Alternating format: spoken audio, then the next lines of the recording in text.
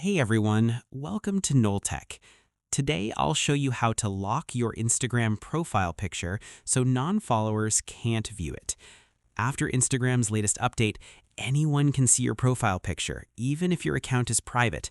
So let's fix that. First, open Instagram and go to your profile at bottom right corner. Tap on Edit Profile. Now, tap on Edit Picture or Avatar. Here you have two options to protect your Instagram profile picture.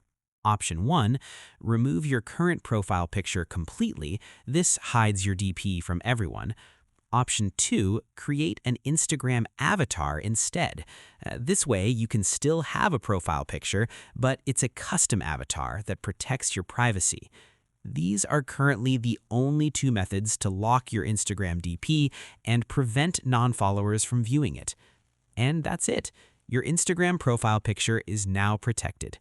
If you found this helpful, don't forget to subscribe to Knowltech for more tutorials. See you in the next one.